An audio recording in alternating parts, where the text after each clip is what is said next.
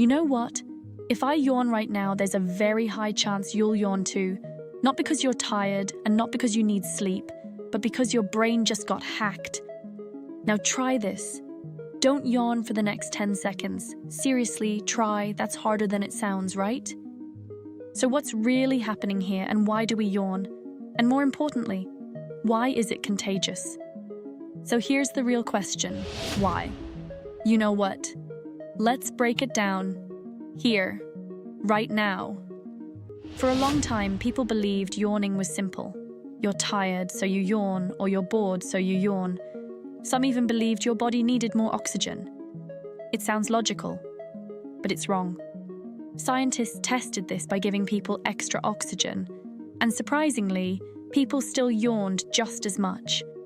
Even when oxygen levels were reduced, yawning didn't increase, so that explanation doesn't hold up. So if it's not about oxygen, why does your body force you to yawn like that? Why the deep inhale and why the stretch? One of the strongest explanations is that yawning helps cool your brain. Your brain is always active, even when you're not doing much, and that activity generates heat. Just like a machine, too much heat reduces performance, so your body needs a way to regulate it. When you yawn, you take a deep breath and stretch your facial muscles. This increases blood flow and allows cooler air to circulate. As a result, your brain temperature drops slightly. In simple terms, yawning helps your brain reset. But if yawning is about cooling, why is it contagious? You don't even need to see someone yawn to trigger it. Just hearing about yawning or even thinking about it can be enough.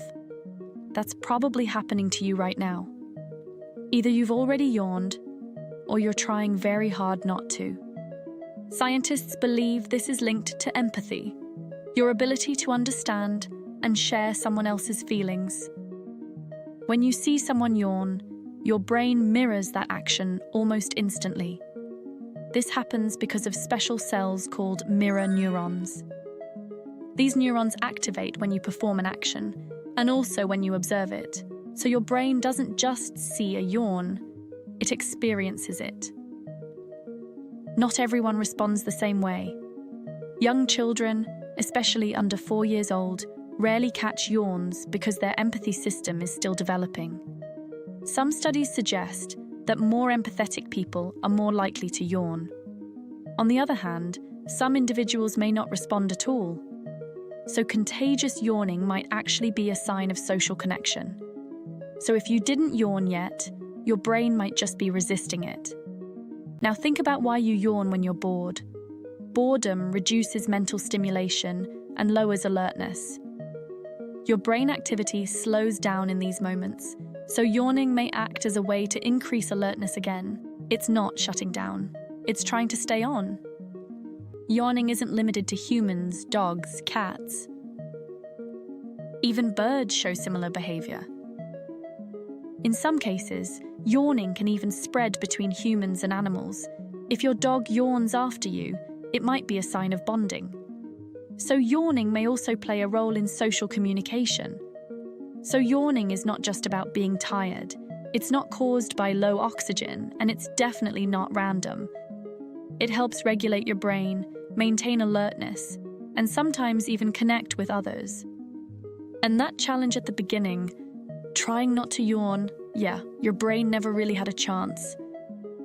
The simplest things your body does often have the smartest reasons behind them. You know what? Curiosity looks good on you. If this made you think differently, hit like, share it with someone who always yawns, and subscribe to You Know What.